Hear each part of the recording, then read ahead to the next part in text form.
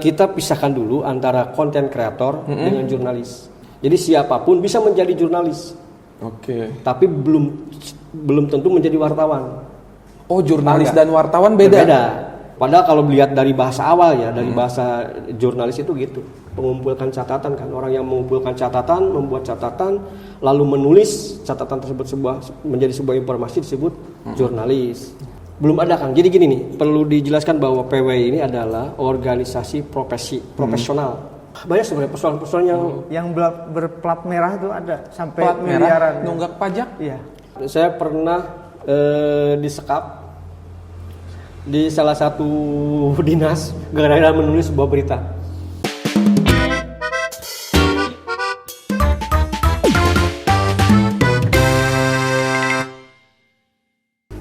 Oke, assalamualaikum warahmatullahi wabarakatuh. Sampurasun, dulur Jaga Walungan. Hari ini balik lagi bersama saya host magang di Jaga Walungan Podcast, Deja Saputra.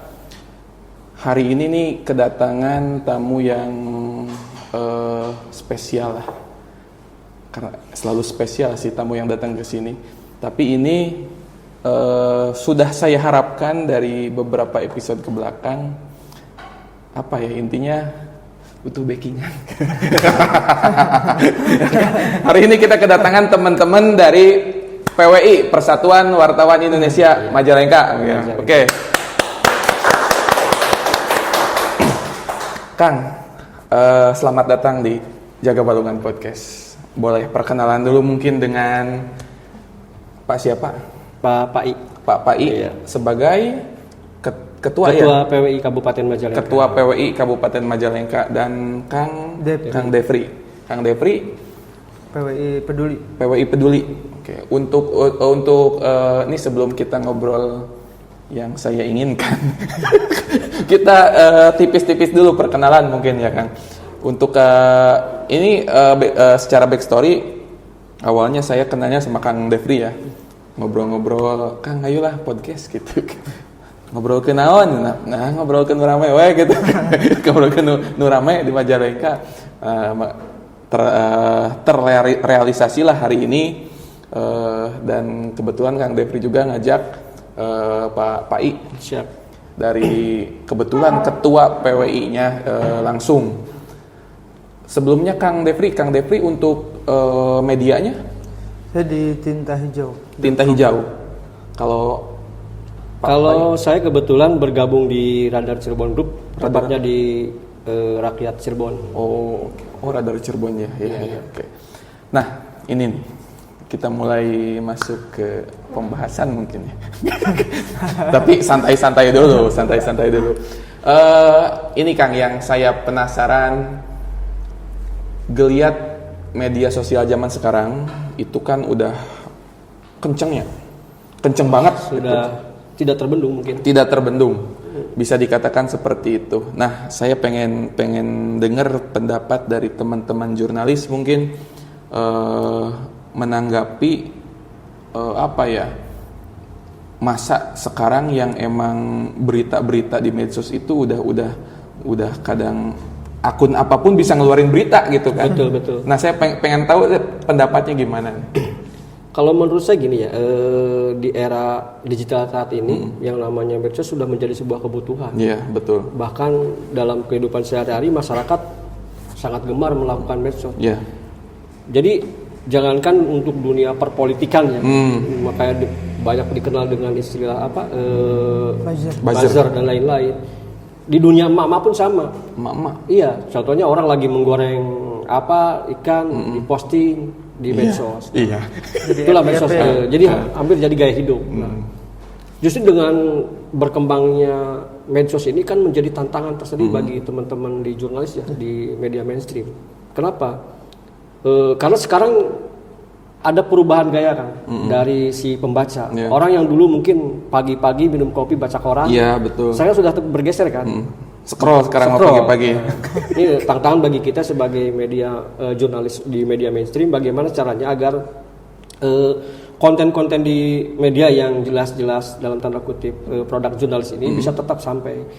Karena ada perbedaan yang nyata antara media sosial dengan produk jurnalis ya. Okay. Karena kalau di produk jurnalis itu kita ada kode-kode etik yang harus kita penuhi, ada rambu-rambunya dalam penulisan berita. Minimal tentunya kita harus tidak mengabaikan fakta dan data. Iya. Dalam unsur penulisan kita juga harus mencermati 5W1H. Oke. Apa, siapa, mengapa, di mana, kapan, itu harus wajib. Oke. Terus ada checks and balancing. Nah, berbeda dengan medsos. Medsos itu kadang bisa secara spontan dia melakukan posting. Oke. Satu. Yang kedua, mungkin kalau di sisi produk jurnalis kan kita udah jelas berada di bawah naungan Undang-Undang Pokok Pers 40 ya. Jadi produk kita benar-benar dilindungi. Nah, kalau medsos ini masih sifatnya di luar konteks pers, sehingga dia sebenarnya sangat rentan juga ketika medsos ini masuk ke ranah-ranah yang sangat sensitif ya. Ini bisa rentan terhadap Undang-undang ITE. Undang-undang ITE seperti itu. Cuman mungkin saran saya begini, berbijak-bijaklah menggunakan medsos, karena yang saya khawatirkan produk yang kita keluarkan dari medsos, terutama yang hoax ya, atau yang hoax ini bisa mempengaruhi kehidupan orang lain atau bisa menggiring sebuah opini, dan tentunya itu kan menjadi masalah. Mungkin sekarang kan banyaklah kasus-kasus yang timbul jadi sebuah persoalan hukum gara-gara medsos. Nah, ini yang perlu kita hindari. Nah, tugas jurnalis sendiri adalah memberikan edukasi, Kang. Seperti itu, gitu Kang Reza. Menarik. Ini kita berbicara di Majalengka mungkin ya. Majalengka kan mungkin dulur jaga Walungan juga banyak yang sudah mengetahui bahwa di Majalengka ini lumayan banyak media sosial. Apa ya saya nyebutnya itu? Yang mengklaim dirinya sebagai media. Itu entah dirinya yang mengklaim atau entah masyarakat yang menyebut akun-akun itu media. Yang pasti si media-media itu bahkan sudah dijadikan patokan masyarakat. Oh, lamun akun ieu real ya gitu. Betul. Biasana, dan secara penulisan juga captionnya panjang tuh. Ya seperti media, seperti jurnalis lah gitu. Dah kudu disebut itu, lamun teu disebut mah moal sampai konteksnya itu tah. Katakanlah engke mah sensornya. Itu kan secara secara teknis peliputan itu kan ada, mereka juga ada semacam ke lapangan. Reporter datang ketika ada kejadian apa, datang ngeliput segala macam, foto dia naikin, ada fotonya, ada penjelasan captionnya seperti itu. Nah, yang seperti itu katakanlah secara penulisan sudah sesuai dengan 5W1H-nya, dengan kode etik jurnalistiknya. Tapi si orang itu bukan bagian dari PWI, katakanlah seperti itu. Apakah masih bisa apakah masih kredibel untuk dipercayai, katakanlah seperti itu. Jadi gini nih, kita pisahkan dulu antara konten kreator dengan jurnalis. Jurnalis itu kalau tidak salah berasal dari bahasa Prancis ya, journal, jadi catatan. Jadi siapapun bisa menjadi jurnalis. Tapi belum tentu menjadi wartawan. Oh, jurnalis dan wartawan beda. Jurnalis itu orang yang mengumpulkan jurnal catatan yang dikumpulkan dibuat menjadi sebuah berita atau informasi. Itu jurnalis. Ya. Jurnalis itu orang yang mengumpulkan catatan. Jurnalis. Wartawan adalah jurnalis yang bekerja di perusahaan pers. Seperti itu. Sampai pemahaman saya ya, takutnya pemahaman saya beda. Jadi jurnalis itu tidak perlu bekerja di perusahaan pers, dia ngumpulin catatan berita, katakanlah seperti itu, dijadikan sebuah informasi itu bisa disebut seorang jurnalis. Jurnalis, ya. Tapi tidak semua jurnalis itu bisa dikatakan wartawan. Ya. Berarti yang kalau yang medsos tadi bisa dikatakan jurnalis? Secara tidak langsung bisa jadi jurnalis sipil, jadi masyarakat. Jadi ada istilah citizen journalism. Nah, seperti itu. Citizen journalism. Tapi mereka di luar kewenangan Dewan Pers, karena mereka bukan media pers. bukan produk pers ya. Oke. Jadi kan ini, wartawan adalah seorang jurnalis yang bekerja di sebuah perusahaan pers yang cara tindak laku pekerjaannya adalah melakukan sesuai dengan kode etik pers tersebut. Oke. Paham. Ada guidance-nya tertentu. Paham. Artinya kan katakanlah si jurnalis ini tidak dilindungi oleh undang-undang pers mungkin. Ya. Tidak. Rentan kan? Rentan terjerat mungkin. Ya, makanya untuk lebih memudahkan pembahasan biasanya jadi disebut jurnalis, mereka itu sebut aja konten kreator. Gitu. Padahal kalau melihat dari bahasa awal ya, dari bahasa jurnalis itu gitu. Mengumpulkan catatan kan, orang yang mengumpulkan catatan, membuat catatan, lalu menulis catatan tersebut menjadi sebuah informasi disebut jurnalis.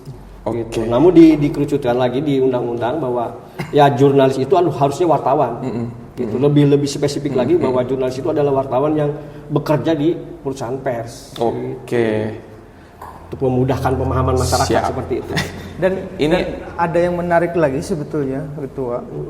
Teman-teman medsos itu tidak sedikit ketika menulis caption dari sebuah peristiwa atau kegiatan itu mengutip dari teman-teman media mainstream.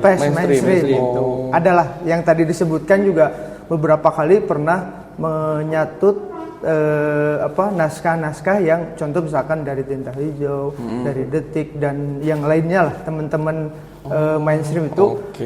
Yang lebih parah sih sebetulnya itu tidak ada izin konfirmasi bahwa mohon ini saya catut ya di halaman saya dan segala macam gitu. Ada beberapa kegiatan yang saya lihat, saya perhatikan, ini mah naskah saya kan gitu. Dan beberapa teman juga banyak yang mengeluhkan itu. Ini persoalan. Ya, persoalannya gitu. Beberapa kali memang diingatkan begitu lagi, jadi kitanya juga malah jadi bosan gitu kan. Iya, paham. Oke, sebelum lanjut mungkin ini kita akan mengundang Mang Yanto dulu untuk mempersilahkan ini hidangan kita. Waduh. Mang Yanto, mangga Mang Yanto. Sambil seruput kopi dulu. Nah, itu di sini mah podcastnya nyantai Kang, jadi sambil ngopi, sambil makan juga aman di sini. Terima kasih nih buat Jaga Walungan. Mudah-mudahan ini bisa menginspirasi masyarakat Majalengka ya, terutama kaum muda lah, untuk bisa lebih berekspresi. Bismillah. Oke, nuhun Mang Yanto. Sambil makan aja kan, aman. Sebenarnya ada yang menarik ya, karena sebenarnya pemerintah sendiri sebenarnya tidak berlepas tangan dengan persoalan ini. Jadi pemerintah sendiri sudah membuat aturan ya, yang namanya regulasi undang-undang publisher itu. Jadi mengarahkan agar teman-teman medsos itu bisa berkolaborasi lah dengan media-media mainstream agar lebih terarah dan ada nuansa persnya lah gitu ya. Oke. Seperti itu. Oke. Tadi saya menarik tentang ada media sosial yang bahkan plek-ketiplek mengambil naskah, katakanlah seperti itu. Itu ada aturan yang mengatur nggak tentang originalitas penulisan berita itu? Contoh katakanlah saya ulah ngomongkeun batur lah gitu. Saya gitu contohnya. Saya ngambil berita tentang A dari media ini saya simpulkan. Tapi saya nggak liputan ke lapangan. Secara aturan itu boleh nggak? Sepanjang mencatut atau menulis sumbernya. Kan kita ada kaidah-kaidah penulisan nih, baik di media, di skripsi maupun tesis. Oh iya. Sumber dari jelaskan. Kalau skripsi daftar pustaka lah. Daftar pustaka jelaskan seperti sumber dari Detikcom. Oke. Sumber dari ini itu boleh karena dia mencantumkan sumber aslinya. Nah, yang persoalan adalah ketika mohon maaf ya, ada medsos yang saya pernah ngalamin dari mulai foto, isi konten punya saya semua tuh, dan tidak ditulis sumber dari ini. Bahkan saya tuh baru tahu ketika dihubungi oleh pimret saya, kok itu berita ente ada di medsos ini ya. Saya cek, oh sama bener. Kenapa saya bisa tahu itu berita saya? Pertama, foto itu kan kita kalau yang moto sendiri beda ya. Iya, betul. Spesifik ini. Akhirnya ya saya ngobrol dengan ininya dia, tapi udah selesai sih, minta maaf dan lain-lain, sudah. Secara hukum itu ada, ya jelas pelanggaran Pak, kan ada hak kekayaan intelektual ya. Iya, Hak, betul. Itu kan tulisan itu kan karya seorang jurnalis, dilindungi sebenarnya. Kalau kita berbicara pelanggaran ya pasti pelanggaran. Cuman balik lagi kan kita juga ribet lah karena Kang Reza tahu sendiri lah yang namanya jurnalis ini bebannya banyak. Ada dua mungkin yang jadi persoalan. Yang pertama deadline. Iya. Kita dikejar deadline nih. Yang kedua dikejar omset. Mau tidak, saya harus terbuka. Yang namanya media mainstream ada perusahaan yang juga sama dengan perusahaan lain dikejar target dan lain-lain. Sehingga kita lebih banyak mengabaikan akhirnya ya. Cuman hanya ngasih warning lah. Tolong untuk ke depan seperti itu. Oke. Sejauh ini Pak, medsos yang mengklaim dirinya media, ada yang secara resmi sudah mendaftar ke PWI nggak? Belum ada Kang. Jadi gini nih, perlu dijelaskan bahwa PWI ini adalah organisasi profesional, organisasi jurnalis atau organisasi wartawan lah, yang benar-benar dia tergabung dalam media mainstream, baik TV, berita, online maupun cetak. Ada persyaratan-persyaratan khusus yang harus ditempuh. Yang pertama, calon anggota PWI itu pertama dia aktif sebagai seorang wartawan di perusahaan yang dalam tanda kutip yang sudah terverifikasi oleh Dewan Pers. Bukan hanya perusahaan biasa ya, tapi harus udah lolos Dewan Pers tuh, jadi anggota Dewan Pers. Setelah itu dia harus ikut OKK, orientasi ke organisasian kewartawanan. Oke. Nah, setelah ikut OKK itu dia akan ikut lagi nanti namanya UKW ya, uji kompetensi wartawan, sertifikasi. Oh. Kalau guru sertifikat. Ya. Buat dapat sertifikat profesi mungkin. Ya, kan gini, seorang dokter ketika kuliah dari kedokteran belum bisa praktek tuh. Ya, harus koas. Harus koas. Sebenarnya wartawan sama. Kalau melihat undang-undang, jadi kita harus kompetensi UKW ini adalah bukti kompetensi kita, gitu kan, untuk menjadi lebih kompeten lah. Nah, setelah dia sudah OKW sudah, baru dia mendaftar ke PWI. Nanti di PWI pun tidak bisa langsung menjadi anggota biasa kan.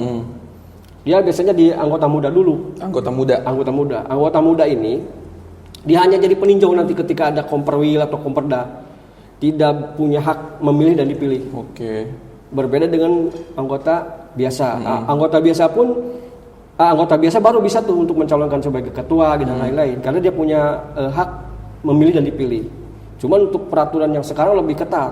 Untuk calon ketua PWI itu minimal UKW-nya Madya. Kan ada tingkatan tuh. Ada muda, Madya, utama. Gitu. Untuk muda itu biasanya kelas wartawan, reporter, nanti naik Madya itu untuk kelas redaktur atau pemred, nanti kalau utama itu ya biasanya Pimprus lah. Oke, artinya nggak sembarangan orang itu bisa menjadi wartawan. Ada klasifikasinya, bahkan ada uji kompetensinya. Betul. Oke. Nah ini perlu saya sangat tertarik nih, perlu diluruskan buat masyarakat ya. Mohon maaf ya, kadang saya juga sebagai wartawan suka jengah lah, karena mereka akan menyamaratakan dalam tanda kutip ketika ada oknum ya. Iya. Nah, mohon maaf, jadi harus bisa membedakan lah. Kalau di kami itu ya dalam tanda kutip dalam cara kerja jurnalisnya ya tetap harus mengikuti kaidah-kaidah jurnalis, ada kode etiknya gitu. Di organisasi baik PWI ya yang di bawah naungan Dewan Pers atau AJI atau IJTI gitu kan. Itu jelas, Pak. Nggak boleh seperti harus nggak boleh, ada aturannya. Bahkan kalau kita ketahuan bermasalah, selesai. Salah satu contoh kasus adalah gini. Dulu kasus ada Kapolsek di daerah Jawa Tengah yang kita juga nggak tahu tuh, tiba-tiba mungkin tugas negara lah nyamar jadi anggota PWI. Tapi begitu ketahuannya itu ketika kenaikan pangkat ya, ya udah langsung di stop, diputus dari keanggotaannya. Seperti itu, kita sangat ketat lah untuk di PWI itu. Oke. Menarik tadi soal yang oknum mungkin ya, oknum wartawan, karena tidak bisa dipungkiri stigma di masyarakat. Kita berbicara stigma di masyarakat, dan saya bagian dari masyarakat, katakanlah seperti itu. Konotasi wartawan bagus lah di masyarakat itu ya mungkin paham ya kan? Iya. Nah, apakah itu orang-orang yang berada di ranah itu, yang saya maksud tadi, itu anggota betul dan katakanlah oknum, atau memang itu bisa jadi bukan benar-benar wartawan yang hanya mengaku-ngaku? Jadi sebetulnya hari ini marak terjadi itu, apapun bisa dibeli. Ada contoh misalkan LSM dengan kartu anggotanya. Lagi-lagi tadi Kang Pai menyebutkan bahwa tapi tidak semua loh. Ya, harus diganti. Tidak semua. Underline Oknum. Jadi karena banyak aksen yang baik juga. Banyak yang sebetulnya media itu gampang untuk dibuat gitu ya. Baik berupa medsos atau segala macam. Lagi-lagi tadi apakah sudah terverifikasi oleh Dewan Pers atau tidak? Karena kan pada prakteknya di lapangan juga banyak organisasi yang serupa yang memang di luar Dewan Pers juga gitu. Nah, cara mengetahui media-media yang terverifikasi Dewan Pers, masyarakat gimana caranya? Gampang, tinggal buka aja di website. Sekarang kan masyarakat udah pegang gadget ya. Buka aja website Dewan Pers, di situ catat nama medianya keluar. Anggota Dewan Pers atau nama seperti nama saya, Pak Supardi gitu. Ada keluar. Oh, ada. Ada keluar seperti statusnya, UKW-nya UKW apa, medianya apa, ada. Oh, di website Dewan Pers. Iya, ada. Oke. Baik perusahaan, baik PT-nya ataupun medianya ada. Dan orangnya yang bekerja juga ada. Oke. Nah, Dulur Jagawalungan nih, ini informasi penting banget nih. Ternyata ya karena mungkin saya aja gitu, saya pribadi pernah mengalami lah hal seperti itu. Didatengin gini, ditanya media mana segala macam, nggak nyebutin media mana dengan di pekerjaan yang sebelumnya. Ya ujung-ujungnya pahamlah mungkin seperti itu. Nah, sehingga menimbulkan stigma negatif terhadap kata wartawan ini. Iya, padahal kan gini, kalau kita melihat banyak wartawan yang bagus. Iya. Contoh mungkin bisa ada Karni Ilyas, ada Najwa Shihab. Ya, Najwa Shihab itu jurnalis murni itu. Terus ada Dahlan Iskan jadi menteri. Bahkan mungkin pendahulunya ada Harmoko yang di pos kota dulu. Termasuk yang hari ini jadi menteri Kominfo. Komdigi juga pernah jadi jurnalis, jadi wartawan. Jadi aslinya gini. Mohon maaf ya, kenapa balik lagi kok sedikit-sedikit Dewan Pers? Kita harus tahu bahwa pers itu dilindungi oleh undang-undang. Pokok pers itu ada spesialis lah.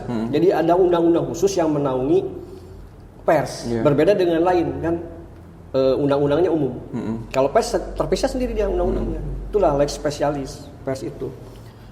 Dan di situ ada lembaga resmi yang ditunjuk oleh pemerintah yang menaungi itu, yaitu Dewan Pers. Maka otomatis dengan sendirinya kita harus tunduk patuh kepada Dewan Pers. Seperti itu. Nah, kebanyakan teman-teman itu dalam tanda kutip oknum lah ya, yang suka. Saya juga miris kadang, mohon maaf nih. Saya pernah ngalamin karena kebetulan saya di desa juga ikut aktif di salah satu di pemerintahan di RT gitu ya.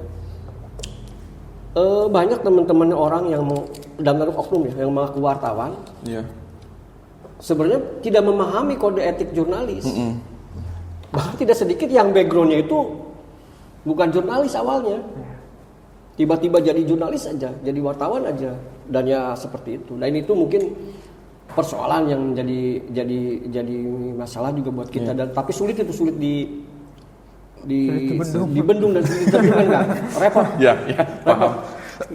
Karena gini lah, PWI saya ini ada anggota di Kabupaten Majalengka itu PWI itu ada 50 anggota. 50 anggota. 50 anggota, baik yang dicetak, di TV, online sama radio. Dan tersebar tuh ya.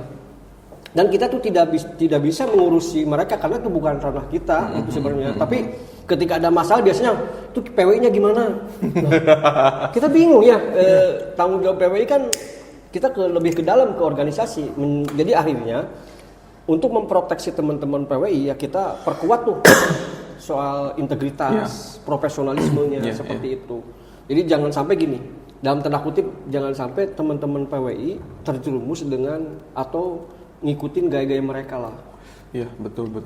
Karena kita punya di situ ada di pundak kita berat, ada organisasi PWI, ada perusahaan. Itu kan harus kita jaga kredibilitasnya seperti itu. Oke. Ini sejauh ini kayaknya banyak pengetahuan baru nih yang saya dapat soal wartawan dan sebagainya. Nah, artinya karena memang si wartawan ini di bawah Dewan Pers dan dilindungi undang-undang, bisa dikatakan akses untuk mendapatkan suatu informasi itu bisa dikatakan mudah. Nggak? Contoh, saya kasih contohnya ada apa? Katakanlah kasus gitu. Ya. Di pemerintahan. Ya. Kita kan masyarakat biasa, gak mungkin kan pengen tahu, gak mungkin nanya langsung ke para pejabatnya gitu kan. Nah, apakah wartawan ini dijamin untuk bisa mendapatkan informasi yang kredibel, A1 lah katakanlah, karena memang dilindungi undang-undang ini, ataukah tetap kumaha itu nah gitu. Tapi yang jelas bahwa karena kita sudah lagi-lagi kapasitas kita benar-benar wartawan gitu ya. Para narasumber juga pasti akan melihat, apalagi yang sudah dekat lah ya, sudah tahu dengan kita, background kita, media kita, pasti mereka juga akan welcome lah. Meskipun ada beberapa yang tidak semua terbuka lah gitu ya, bahwa ini. Kalau boleh searching secara aturan itu memang kita berhak. Karena jurnalis itu adalah salah satu corongnya lidahnya masyarakat. Bahkan kalau orang yang menghalang-halangi tugas jurnalis bisa kena pidana. Coba searching. Oh, itu ada aturan di Dewan Pers. Contoh ada kasus nih, wartawan pengen cari informasi tentang kasus ini, ternyata dihalang-halangi, itu pidana. Ada yang mengatur itu. Jadi cuman kita juga dalam tanda kutip tetap tadi kode etik yang harus dipakai. Tidak semena-mena mentang-mentang ada undang-undang itu kita gebiah uya atau slonong boy. Tetap kode etik harus dipakai. Contoh konfirmasi yang minimal paling sederhana adalah sopan santun. Kan sopan santun tetap harus kita pakai lah. Contoh ketok pintu, ninggalin ID card, konfirmasi maksud dan tujuan seperti itu perlu. Oke. Nah ini kita mulai masuk berbicara tentang Majalengka. Iya. Yang lagi rame apa ya? Ini paling nih kesan. Dipancing ya. Saya mau resep dipancing gitu dah. Nah, saya tertarik. Sambil ngerokok ya? Sok, mangga. Ini asik sambil ngerokok. Enakan sambil ngopi ngerokok. Di Majalengka itu akhir-akhir ini lagi rame. Tenanan gitu ya? Nggak apa-apa. Berita tentang seorang pejabat Pemda Majalengka. Wah. Siapa nih? Yang ada hubungannya dengan yang orang Tasik katanya. Tasik. Itu kan sudah terkonfirmasi di akun media sosial Pak Bupati, sudah diinvestigasi katanya. Nah itu dari teman-teman wartawan udah ada A1 belum? Saha gitu ya.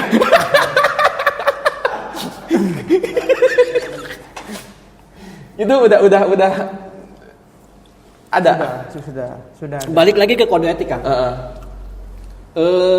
Narasumber atau ini yang belum ini itu tetap kita lindungi. Oke. Makanya kenapa kan ada kode etik, ada seperti jurnalis ramah anak, kasus-kasus untuk kasus pencabulan, TPA. Ya itu juga kita harus ini tidak boleh disebutkan nama, Inisial mungkin inisial, dan lainnya. Termasuk kasus-kasus ini karena ini sifatnya kan ke arah ke dalam tanda kutip ya. Tapi yang jelas teman-teman jurnalis sudah melakukan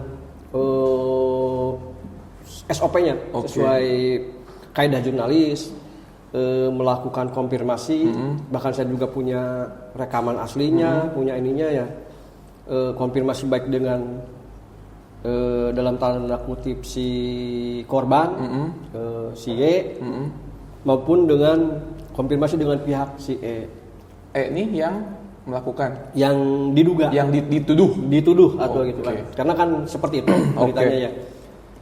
Dan memang berita itu sudah beredar baik di medsos maupun di media mainstream kan. Nah, cuman sepengetahuan saya, kemarin saya dapat kabar memang sudah lagi ditangani oleh pihak BKPSDM ya, Inspektorat sama BKPSDM. Ya, tapi belum tahu nih sampai sejauh mana. Cuman mungkin saya lebih tertarik kepada sisi lain. Apa tuh contohnya? Sisi lain dari tanggapan. Salah satu contoh kemarin saya ketemu dengan seorang rektor. Rektor ini rektor salah satu perguruan tinggi di Cirebon ya, tapi dia orang Majalengka. Kebetulan dia juga adalah salah satu punya lembaga hukum YLBH, dia anggota Pradi juga. Dia mengkaji banyak hal. Salah satu contohnya adalah mungkin bisa terjerat beberapa hal gitu kan, kalau terbukti gitu. Bahkan termasuk bisa menyeret atasannya jika memang atasannya mendiamkan, tidak melakukan teguran atau langkah dan lain-lain. Tapi saya sempat konfirmasi ke atasannya sudah melakukan teguran dengan memanggil, terus ya bla bla bla, sampai akhirnya kabarnya si ini ya sudah menunjuk pengacaranya juga gitu. Sepengetahuan saya ya seperti itu. Artinya berarti berita ini betul. Kita nggak berbicara siapa, berbicara siapa ya. Ini berita ini betul berarti. Betul. Karena kan ketika awal-awal muncul itu di benak masyarakat, saya sebagai masyarakat ada dua kemungkinan antara betul dan hoax. Karena munculnya kan pertama saya lihat itu bukan di media yang mainstream. Bukan di media mainstream. Jadi tapi tertarik saya gitu, nyari, muncullah video yang Pak Bupati itu lagi diinvestigasi katanya gitu kan. Artinya kan itu belum, kalau lagi diinvestigasi belum tentu kebenarannya. Betul. Nah mungkin sekarang terkonfirmasi dari teman-teman PWI itu sudah terkonfirmasi betul, tapi belum tentu bersalah, gitu kan. Karena ada praduga tidak bersalah ya. Cuman mungkin betul kejadian tersebut. Kenapa saya bisa menyatakan betul? Karena si atasannya membetulkan ada peristiwa itu gitu kan. Ada persoalan inilah, bukan peristiwa, ada persoalan ini dan sudah ditindaklanjuti gitu, seperti itu. Itu satu. Tenang kan, karek hiji nu ditaroskeun. Yang saya menarik lagi itu, ini mungkin saya lihatnya langsung dari media mainstream, dari Radar, tapi melalui akun TikTok. Yang soal desa apa tuh yang abrasi? Ampel. Nah itu kan pertama kali saya lihat itu, karena kebetulan saya tuh seneng banget sama kontennya Ferry Irwandi. Iya. Yang monolog ngomongin segala macam. Nah tiba-tiba muncullah di Kang Jili Ortega. Nah Kang Jili. Bahkan saya sempat DM tuh Kang Jili buat diajak ke sini. Itu bagian dari wartawan bukan? Kebetulan Jili Ortega ini adalah wartawan Radar Cirebon TV dan juga Radar Majalengka. Nah jadi dia sebenarnya lucu juga nih Jili nih. Jili ini adalah mahasiswa Unma sebenarnya. Dia itu ketika magangnya itu di Radar Majalengka. Saat itu saya kalau biasa saya pernah jadi kepala biro sih. Nah, setelah dia lulus ternyata kepincut tuh dengan jurnalis. Makanya dia mampir lagi ke Radar Majalengka dan alhamdulillah saya ngobrol dengan kepala bironya Pak Kiki, diterimalah. Dan saya lihat Jill ini punya potensi jurnalis yang cukup bagus ya. Ada karakter yang kuat gitu, terutama dalam hal pembawaan sebuah narasi berita gitu kan. Betul. Dan pengambilan gambar di lapangan juga bagus. Akhirnya kita coba tuh, kita diskusi, cobalah kita mencari produk jurnalis yang sedikit berbeda. Akhirnya muncullah konten-konten tentang berita radar yang versi medsosnya, versi TikToknya. Tapi itu bagian dari karya jurnalis ya. Kenapa bagian karya jurnalis? Karena TikTok radar itu ngikutin undang-undang publisher ini, dia nyangkut di perusahaan radar Majalengka gitu, di bagian pers itu, dan dilakukan oleh teman-teman wartawan dan menggunakan kaidah jurnalis. Oke. Gitu, seperti itu. Yang menarik dari berita tentang Desa Ampel ini, saya pun baru tahu ternyata ada kejadian seperti itu. Nah, setahu saya kan mungkin beberapa hari ke belakang sudah dikunjungi ya sama Pak Bupati, sudah ada tindak lanjut. Nah, yang saya mau tanyakan nih, sekarang kan ada istilah no viral no justice. Artinya lamun teu viral mah moal ditindak gitu. Ya kita tidak hanya berbicara penegak hukum, mungkin termasuk pemerintah juga. Itu banyak sekali orang yang beranggapan seperti itu, can viral mah moal di ieu cenah. Tah mungkin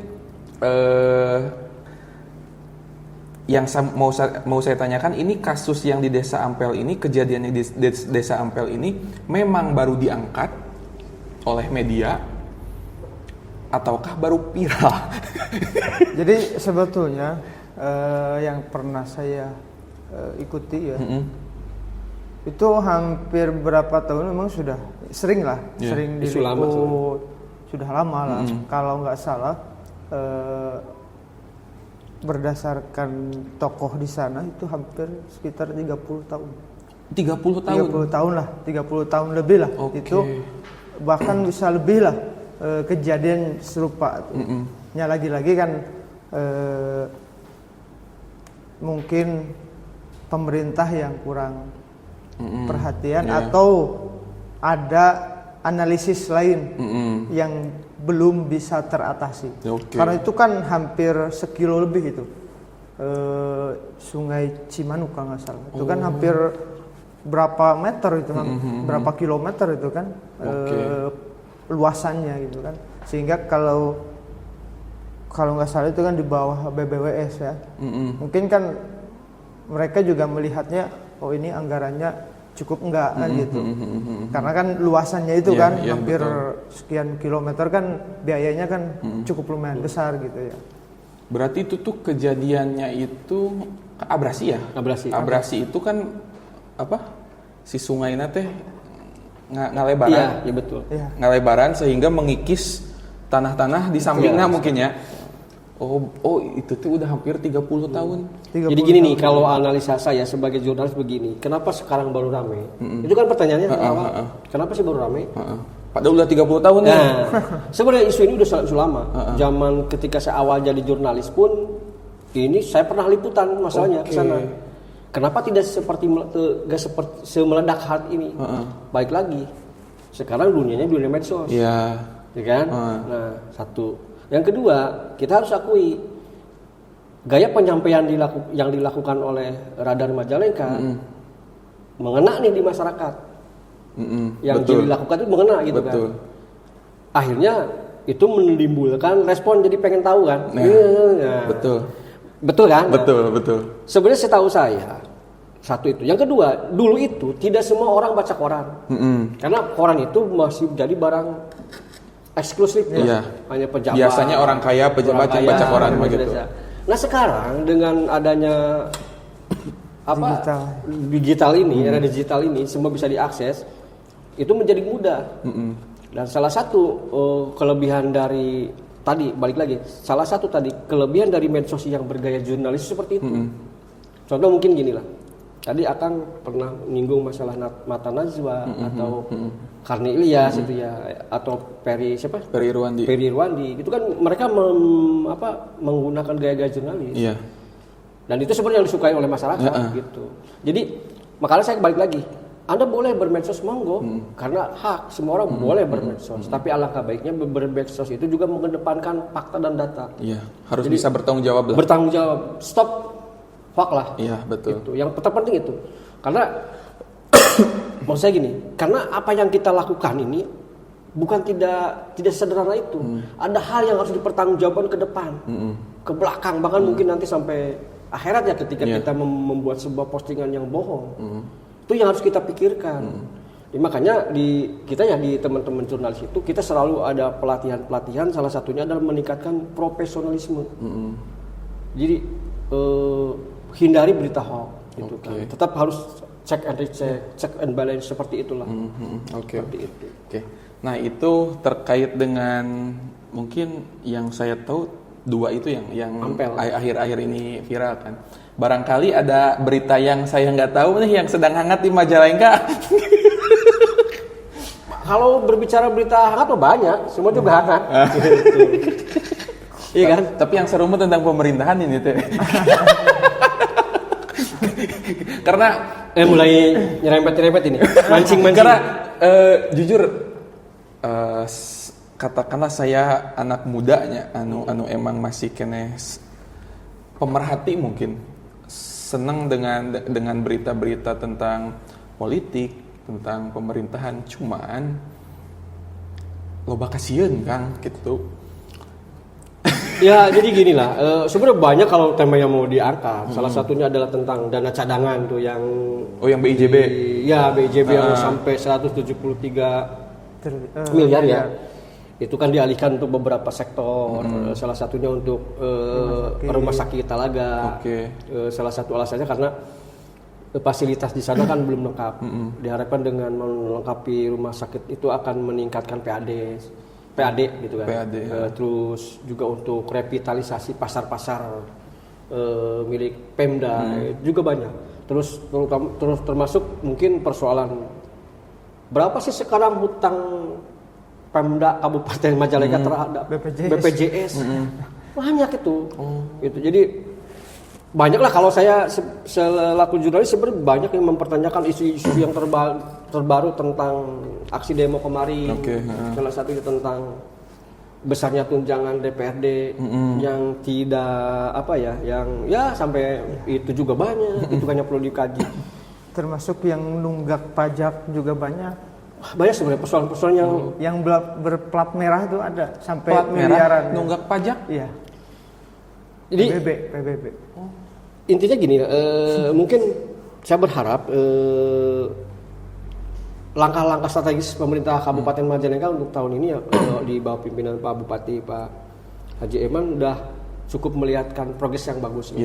Salah satu contohnya adalah saya sangat sepakat dengan mengalihkan dana cadangan ke rumah sakit Talaga. Karena kita harus akui Pak, wilayah selatan itu sebelum ada rumah sakit mereka berobatnya kemana? Ke Kuningan. Artinya uang kita banyak di luar ke Kuningan. Satu. Yang kedua, setingkat Kabupaten Majalengka yang merupakan daerah Sawindongnya Jawa Barat ya, karena di sini berbatasan dengan Cirebon, di sana berbatasan dengan Ciamis, di sebelah sini dengan Kuningan, belum memiliki rumah sakit yang representatif. Iya, betul. Jadi Majalengka itu perlu membuat rumah sakit yang bertipe A menurut saya, yang lebih hebat lah gitu kan, karena sudah saatnya Majalengka itu. Nah soal itu Kang, boleh nggak seorang wartawan menambahkan dalam tulisannya pendapat pribadi akan berita yang dimuat? Gak boleh dong. Nggak boleh. Opini. Nggak boleh. Wartawan tidak boleh beropini. Contoh kayak gini kan, ada berita penarikan dana cadangan dari BIJB untuk dialokasikan ke rumah sakit Talaga untuk meningkatkan PAD. Udah hanya itu yang boleh, nggak boleh. Tapi kalau menurut saya gini itu nggak boleh dalam berita. Nggak boleh. Wartawan itu haram hukumnya untuk membuat opini sendiri, kecuali dia bikin tulisan judulnya apa tentang opini semua. Itu contoh seperti ngupas Kang Depri berbicara tentang apa dia bikin tulisan sendiri boleh. Tapi kalau di berita itu ada opini kita yang masuk nggak boleh. Oh nggak boleh. Itu Iya. masuk kode etik mungkin. Iya, makanya kita tetap harus nyari dari sumber. Oke. Meskipun saya tidak setuju nih dengan ucapan Akang ya. Karena ucapan Akang tulisannya seperti itu ya kita ikutin aja. Karena jurnalis itu seperti wartawan itu tidak boleh menjustifikasi, tidak boleh menilai, udah apa adanya aja. Kecuali contoh misalkan Dan tidak boleh beropini. PWI ini secara lembaga atau secara orang yang mewakili PWI-nya mengomentari kebijakan penarikan boleh. Tapi di luar tulisan berita yang tadi. Boleh, seperti beliau ini lagi nulis tentang alokasi dana cadangan. Tiba-tiba dia nanya ke saya, pan sesama wartawan nih, tapi dia nanya sebagai ketua PWI. Boleh tuh komentar saya ditulis, menurut ketua PWI apa bla bla bla selesai. Oke, paham. Tidak boleh menurut saya. Oke, paham. Nggak boleh. Oke. Oh iya, berarti memang ada kode etik yang yang harus dijaga mungkin ya sebagai wartawan. Oke. Ya kan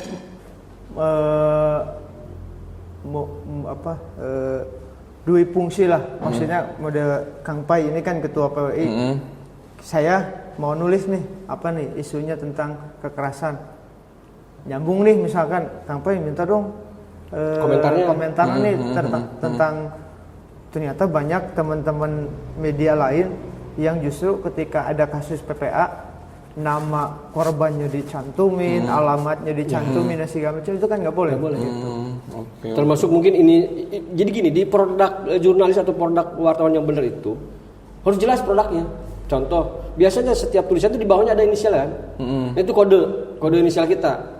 Kode hasil karya seperti Mas Dep, atau Kiki Mas Haki Kiki gitu, itu harus. Tapi kalau saya lihat banyak tuh yang ujungnya tuh tim. Apa tim maksudnya kan gitu? Ini menurut saya nggak boleh.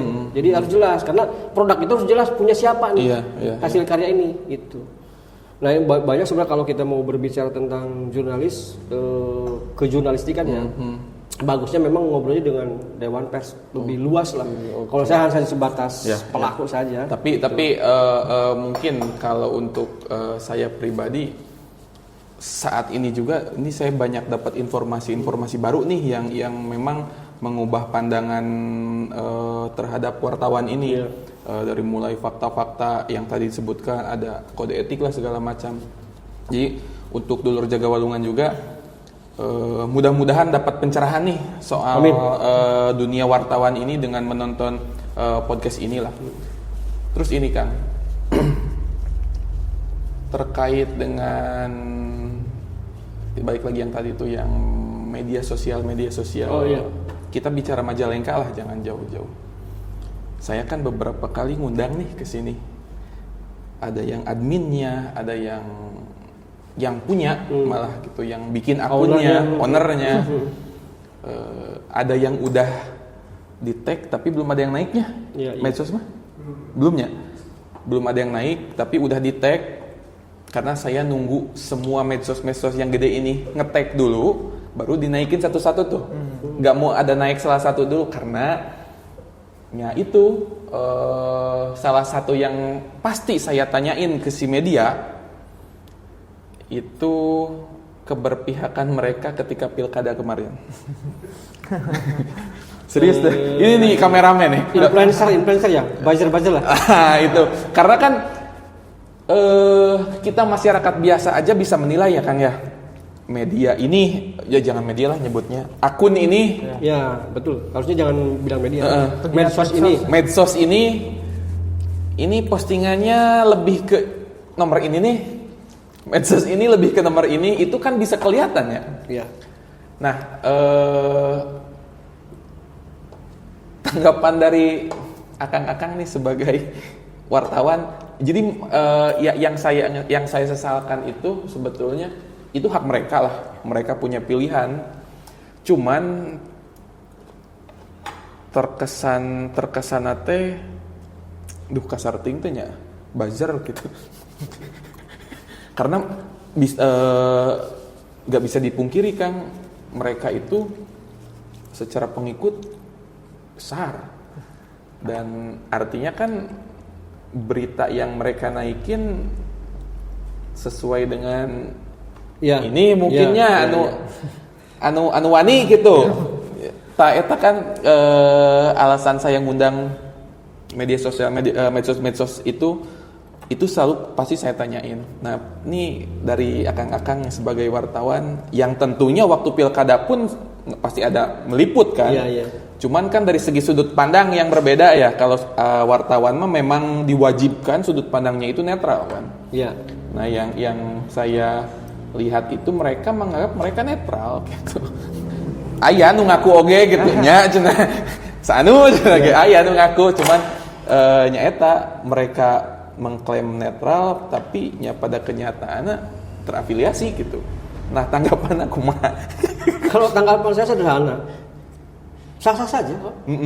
Karena gini, itu kan merupakan sebuah simbiosis mutualisme, ya. Take and give lah. Calon memberikan sesuatu, medsos memberikan sesuatu. Ingat tadi yang awal kita bicarakan, bahwa dunia ini sekarang udah merubah menjadi dunia digital. Kebutuhan tentang digital itu sangat tinggi. Salah satu alat propaganda yang paling tokcer saat ini adalah medsos. Nah, makanya bagaimanalah para calon itu menggunakan medsos. Maka muncullah istilah buzzer atau influencer itu. Menurut saya sah-sah saja. Cuman tadi balik lagi, jangan samakan medsos dengan media mainstream, gitu kan. Tadi kalau media mainstream kita memang betul dibatasi kode etik harus netral. Kalau mereka mah sah-sah saja kan mau ngomong saya dukung A, dukung B silahkan. Nah kalau kita nggak boleh, gitu kan. Tapi pernah ada tawaran. Kalau kita tawaran tidak memungkinkan, tidak munafik. Kita ada tawaran tapi bukan berbentuk seperti kamu dukung enggak. Jadi gini, contoh, saya ada kegiatan, ngisi paslon, tolong dimuat dengan seperti durasi iklan berapa kali tayang, itu. Di sini diterima, datang lagi dari sana kita terima juga. Kita membuat, kalau media itu memberikan semaksimal mungkin memberikan porsi yang sama, menawarkan yang sama, gitu kan. Tapi kan terkadang calon juga memilih saya mau ke media ini aja, ke media ini saja, itu nggak jadi masalah. Tapi boleh. Yang jelas, cuman kita tidak boleh berpihak tadi, tidak secara pribadi saya boleh berpihak, tapi secara institusi dan profesionalisme jangan. Gitu. Berarti beritanya punya itu harus netral. Iya, harus netral. Harus nggak boleh tadi opini nggak masuk, nggak boleh. Apa adanya saja gitu. Harus berdasarkan fakta dan data kalau kita. Terus yang selalu saya tanyakan juga, saya lumayan senang main medsos. Bukan pemerhati sih, lebih ke ada gap perbedaan geliat si medsos-medsos yang tadi itu antara pemerintahan yang sebelumnya dengan yang sekarang. Kalau yang kemarin mah kan asatnya banyak pisan medsos-medsos anu mengkritik segala macam gitu. Ini termasuk udah saya tanyakan ke media-media. Tapi sekarang terkesan damai teh, senyap teh medsos teh. Nah ini mah, nah kalau ini saya tanya opini nih, apakah memang, bahasana, asa kasar teh. Jadi gini, saya sebenarnya tahu arahnya. saya paham. Nah iya resepna jeung wartawan teh langsung ketangkep gitu. Jadi saya tidak mengambil secara opini pribadi, tapi ini datang langsung dari masyarakat, bahwa bupati hari ini, kepala daerah hari ini, baik di tingkat kabupaten ataupun di tingkat provinsi, itu sudah berlabel medsos. Jadi apapun, mau hak jawab, mau klarifikasi dan segala macam, ya pasti berhubungan dengan dengan medsos. Itu sangat terasa. Karena dunianya sekarang udah dunia Ya, medsos itu. yang Jadi tidak itu bisa diawali oleh gayanya RK dulu ketika 2018, 2024 lah gitu ya. Itu memang terasa sekali ketika Gen Z ini diaktifkan oleh RK untuk mendulang suara katakan, dan ketika jadi pun ya polanya sama gitu. Dan hari ini yang hari ini slogannya Bapak Aing gitu ya, memang sudah jauh-jauh hari beliau punya itu gitu. Sehingga ketika nyalon ya sudah punya modal gitu. Ketika dia ngomong apapun sudah pasti bakal misalkan dari 1000 komen ya bisa 50-50, bisa 60-30 atau 70-30 yang komennya gitu, yang baiknya, yang buruknya dan segala macam. Nah, terkait dengan fenomena itu, pemimpin-pemimpin daerah eksis di media sosialnya masing-masing. Punya media sosialnya sendiri. Dari teman-teman wartawan ada semacam karena perbedaannya gini mungkin. Ketika ada kasus yang lagi naik, contoh kemarin teh naonnya kasus mobil dijegat di Cianjur teh ku pemuda. Itu kan viral videonya. Dan Deddy Mulyadi sebagai gubernur langsung menanggapi, nge-stitch langsung videonya. Yang pada zaman dahulu mungkin ketika seorang pemimpin akan mengeluarkan statement itu ngundang wartawan. Di gedung bupati atau gedung gubernur. Statement gini. Nah, tapi sekarang mah kan para pemimpin ini bisa berstatement dengan medsosnya sendiri. Nah, apakah itu bisa dikatakan mengancam profesi wartawan ini, karena memang setiap orang sekarang mah bisa pejabat publik bisa berstatement di medsosnya sendiri tanpa harus ngundang wartawan, tanpa harus melibatkan wartawan. Nah, itu kira-kira gimana ininya pendapatnya? Tadi ya sedikit mungkin saya flashback yang tadi. Kenapa medsos tadi lebih adem tahun kemarin ya dibanding sekarang? Itu kan belum beres, belum jauh. Iya. Jadi kalau kita merujuk sebuah teori ahli di Amerika, Alvin Toffler atau siapa ya. Jadi barang siapa yang menguasai media, maka dialah pemenangnya. Satu, itu kuncinya. Yang kedua, di Amerika ini pertumbuhan ekonomi agar cepat naik, mereka akan menyisihkan 40% sahamnya untuk media, untuk endorse. Nah, kenapa sih yang kemarin masih sepi, yang sekarang rame? Ya tadi, yang sekarang adalah mampu memanfaatkan media itu untuk menjadi endorsement gitu kan. Satu, lebih lincah untuk memamerkan media lah. Satu. Yang kedua, baik lagi, kenapa KDM yang kasus Cianjur itu bisa langsung turun?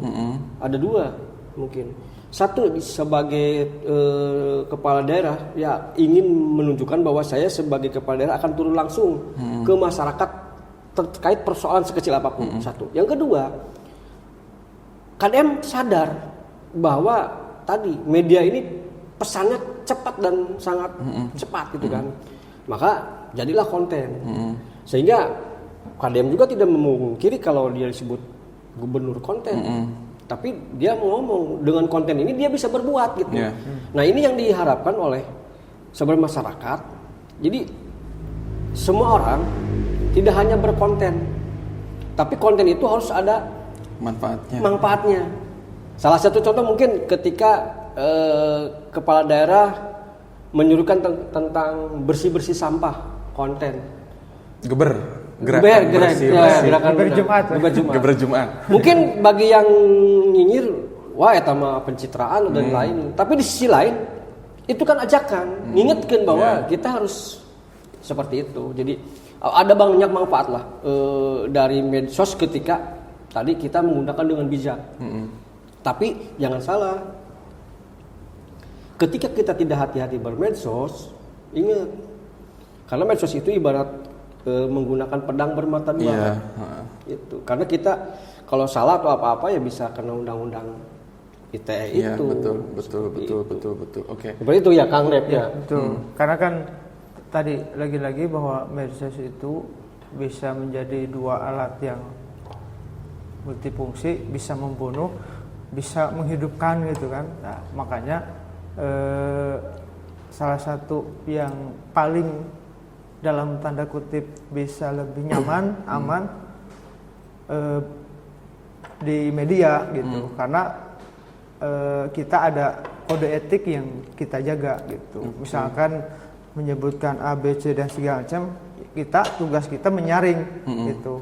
Jangan sampai terlalu vulgar juga gitu, menyudutkan ini gitu. Boleh nggak Kang gini? Contoh, saya sebagai masyarakat punya keresahan lah tentang pemerintah, karena saya nggak berani berpendapat sendiri melalui medsos pribadi.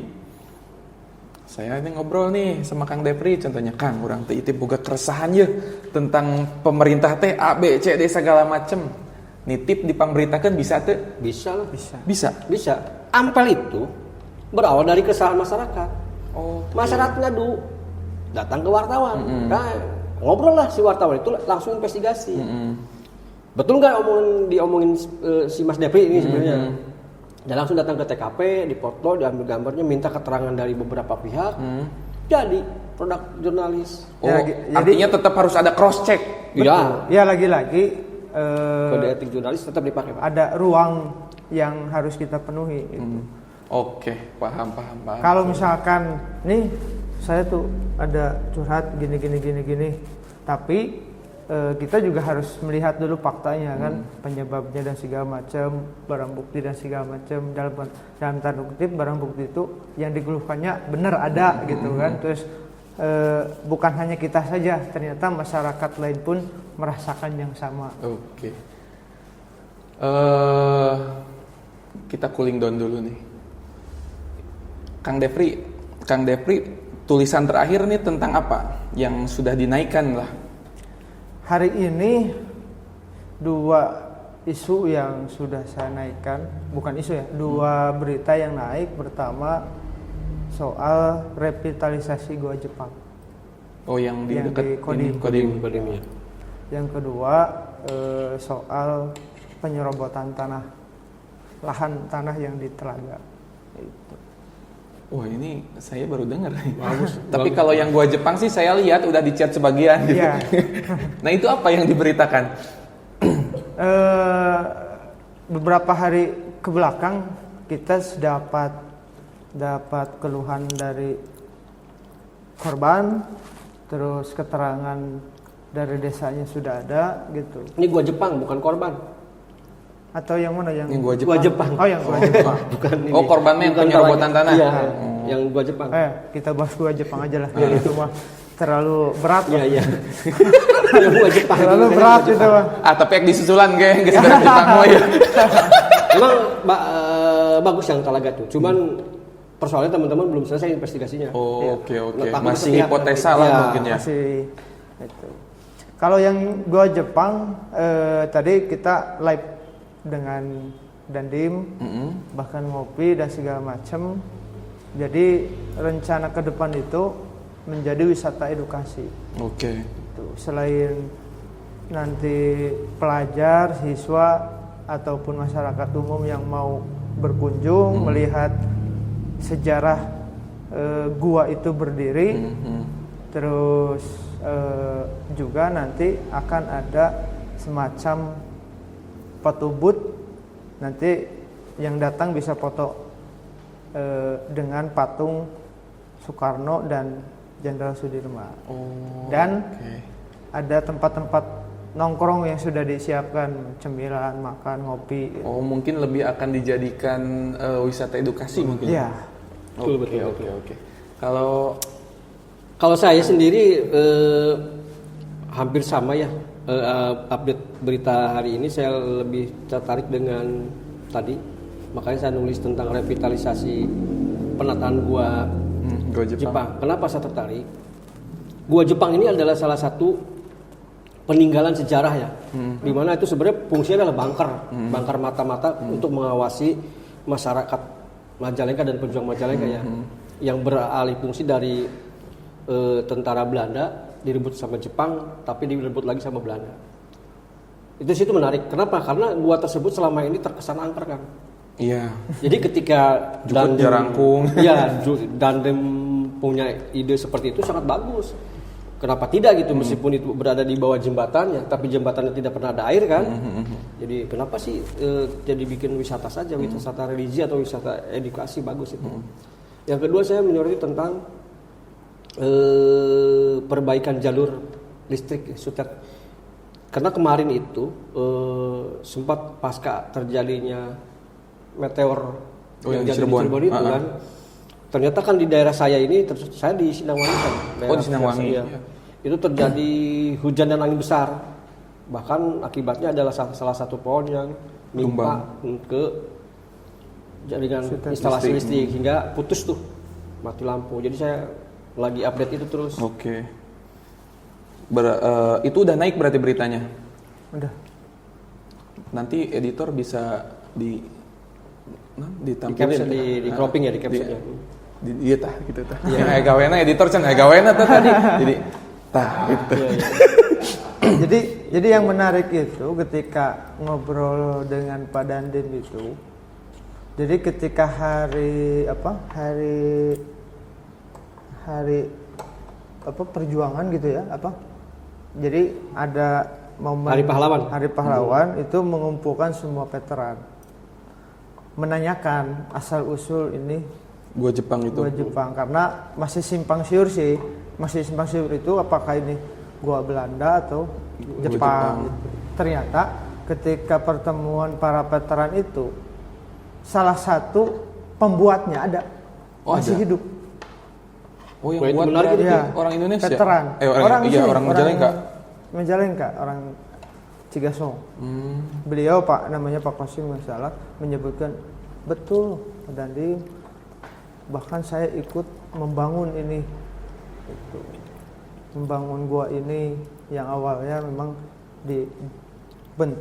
dibangun untuk bunker. Oke. Bunker gitu. Oke, menarik. Ntar saya baca deh beritanya. Nah ini kita cooling down lah, jangan pemerintahan penting. Jangan yang berat-berat lah. Yang berat-berat, yang ringan-ringan saja. Ada nggak sih pernah berita yang paling meliput peristiwa atau berita yang menurut Kang Depri ataupun Kang Pai asa kumaha gitu, serius nuki kudu diberitakan gitu. Ini saya punya sedikit lucu aneh bisa gitu lah, lucu aneh bisa gitu. Ini pengalaman. Ini mungkin nggak pernah dialami oleh teman-teman jurnalis zaman sekarang ya. Kalau dulu itu zaman angkatan saya, wartawan itu bener-bener kan, apa kata redaktur, apa kata itu, waduh. Meskipun ketika kapasitasnya jatuh di Ciremai, malam-malam harus kesana. Berbeda dengan zaman sekarang, cukup nunggu atau ini cerita saya nih lucu nih, sedikit lucu. Ini asli nih Pak. Di daerah Sukahaji, Salagedang itu ada sebuah galian C. Oke. Saat itu kejadiannya ya, itu sekitar mau maghrib lah. Itu ada kasus orang yang tertimbun Pak. Galian longsor itu meninggal. Nah, tiba-tiba kantor ngebel saya untuk liputan. Itu udah jam 7 malam. Karena saya kurang dapat informasi. Kalau dulu kan zaman informasi masih pakai SMS, WA. SMS ya, belum ada WA. SMS. Jadi saya telat dapat informasi. Akhirnya kantor tetap, kamu harus ke TKP. Nah, setelah itu, jujur Kang, saya takut karena si lokasi galian itu pinggir sungai, pinggir tebing jauh dari pemukiman, jauh lah. Udah jalannya kecil. Akhirnya saya tetap datang dan membayar seorang petugas hansip, ngasih uang lah, rokok minta diantar. Akhirnya jalan diantar sampai ke lokasi itu jam 7 lebih, setengah 8-an, jam 8 malam.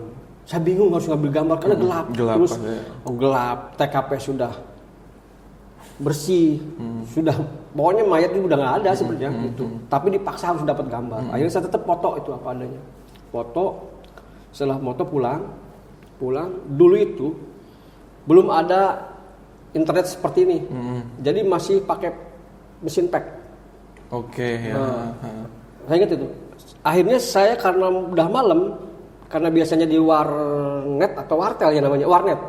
Itu ketik pakai mesin ketik kan. Nggak ada, ini pakai tulis tangan di fax gitu kan. Dan parahnya lagi itu berita saya nggak naik Kang, nggak dinaikin. Kenapa tuh? Ya pertama foto tidak jelas, Iya, karena gelap. yang kedua mungkin karena tulisan tangan, Teka baca. gitu kan.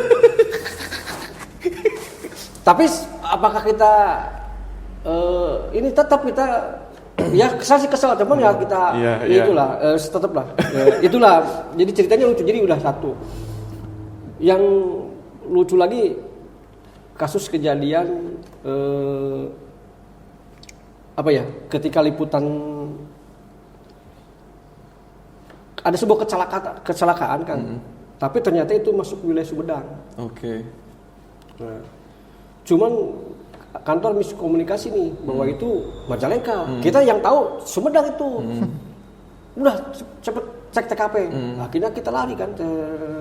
Ternyata memang Sumedang. Udah jauh Sumedang ya.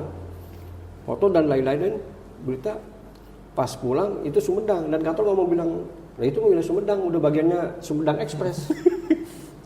Itu naik deh, we. Nah itu kan Capek-capek. Iya, itu kan banyak sih. Tapi mungkin yang paling berkesan saya pribadi ya, ketika ditugaskan ke Arab Saudi, ke Mekah. Oh, pernah ditugaskan? Pernah, alhamdulillah. Liputan Ramadan. Kalau di radar Cirebon itu, radar grup itu ada tradisi Pak.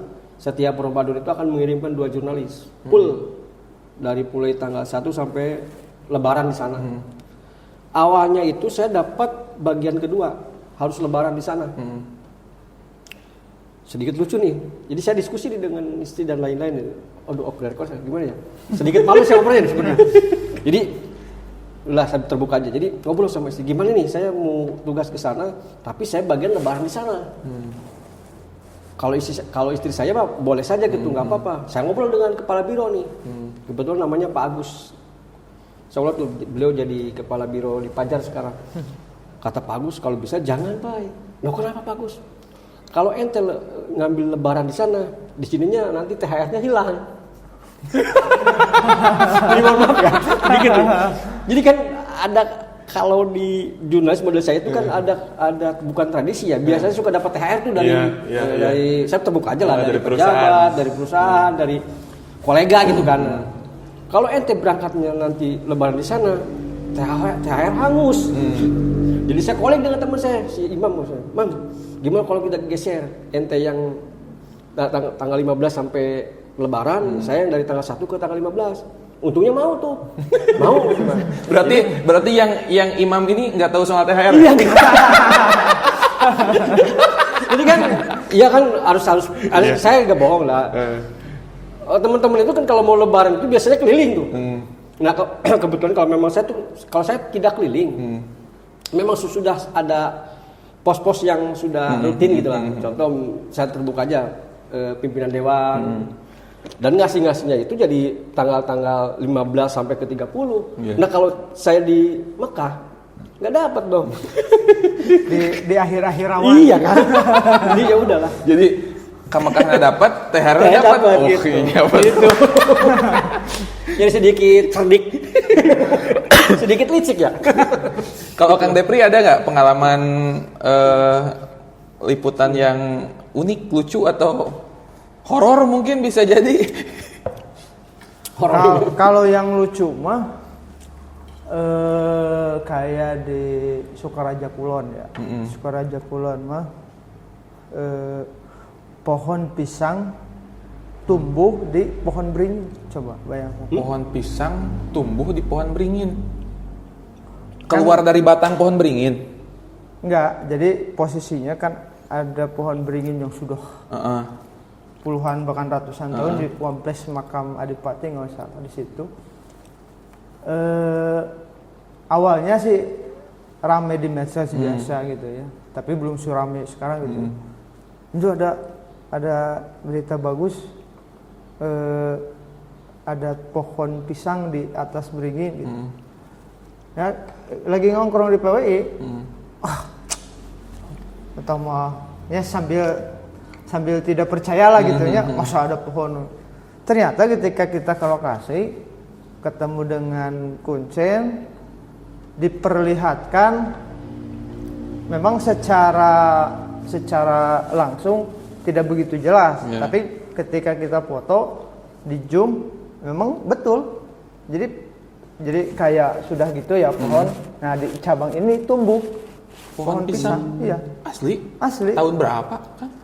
2000 berapa ya? Sebelum Covid lah. 2019-an. Itu nggak ada penjelasan ilmiahnya? Kita sempat ngejar ke Fakultas Pertanian di Unma. Dan memang bisa jadi itu pohon pisang yang pisang batu gitulah. Itu bisa jadi si kotoran burung ke bawah di situ. Oke. Ya, jadi beberapa ada secara saintifiknya ada ya. Masuk akal. Bisa jadi burung kan, makan pisang. Iya. Micen di beringin. Jadi masuk akal. Tapi ya lagi-lagi ya mungkin itu bisa jadi itu mah atas kekuasaan lah gitu ya. Iya betul. Subhanallah gitu ya. Tapi Udah kalau secara akal sih sebetulnya kan yang namanya pohon pisang itu kan dari tunas. Ya. Dari tunas. Nanam gitu. pohon pisang tuh tunasnya kan. Iya. Cuma ya kita juga sepanjang jalan sama teman-teman benar itu masa ragu pas tapi ditaikan berita nak ya, naik karena memang ya kan kita dengan Sindo, dengan Detik, dengan teman-teman Tribun dan yang lainnya kan Detik dalam tanda kutip suka dengan yang begitu-begitulah ya, dengan hal-hal unik dan segala macam gitu. Karena zaman itu lagi ngetrennya berita-berita misteri ya. Ya, pas begitu misteri. Zoom dilihat, bener. Kita yang satu pakai LSR ya, satu saya pakai HP dicocokkan, bener mang cina yuk. Ya udah, akhirnya kita dapat narasumber si Kuncen, terus kita ngejar ke dekan. Meskipun ya secara dekan juga menjelaskan kita pakai ilmiah saja lah. Kalau pakai nalar segala macam, ya susah ditebak juga gitu. Oke. Di luar jaga balungan, ini udah berapa menit? Nggak kerasa ya. Ini berarti kalau udah 1 jam lebih kita saatnya masuk segmen Burujul kan? Apa tuh Burujul? Kita akan masuk segmen Burujul.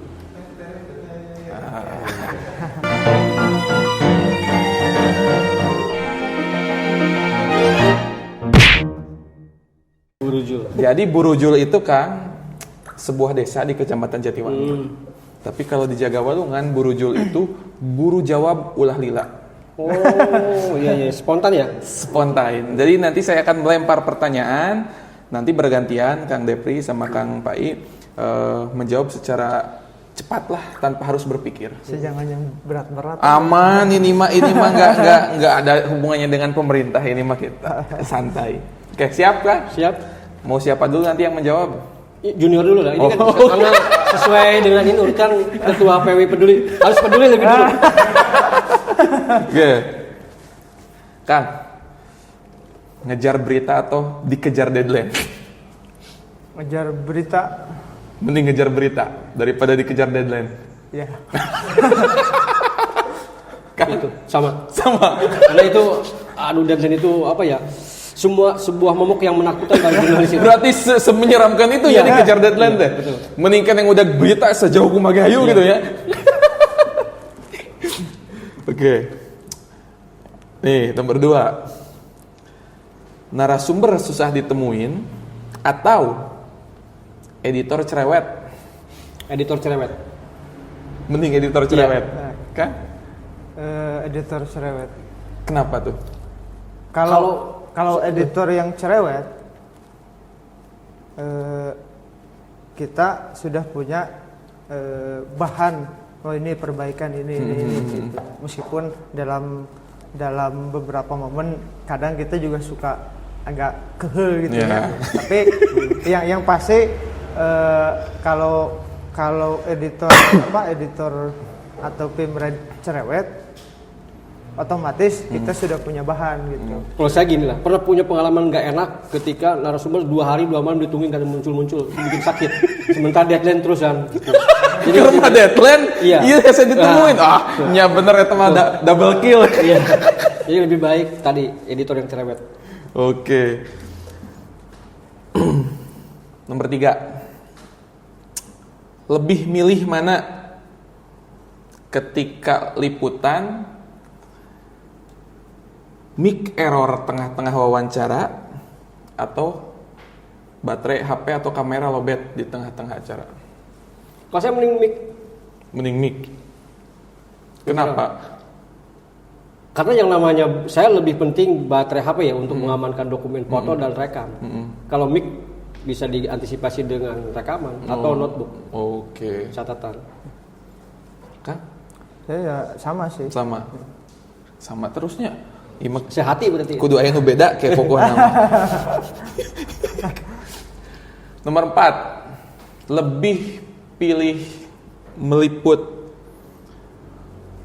kasus pembunuhan, lebih cenderung sukanya ya kasus pembunuhan atau berita politik? Berita politik. Kalau saya sih politik. Terus gantek beda sama deh wae politik. Ya karena pertama rakyat Cirebon itu adalah sebenarnya backgroundnya adalah media politik. Genrenya ada genrenya. Ada. Genrenya memang ke politik. Ke politik. Kalau saya dulu kan pertama masuk kan di Airmall ya. Di Satu grup nih.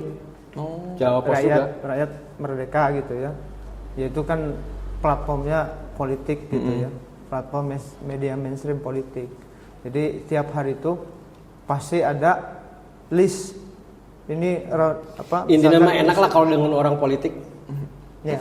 Dalam Selalu banyak informasi banyak ya pokoknya kita bisa mengetahui tentang politik, dunia politik, gimmick-gimmicknya dan lainnya. Sehingga nama banyak info tentang perpolitikan di Iya. Cuma tahu lah. Cuman lamun ieu hurung keneh mah moal keluar sih kan. Terakhir.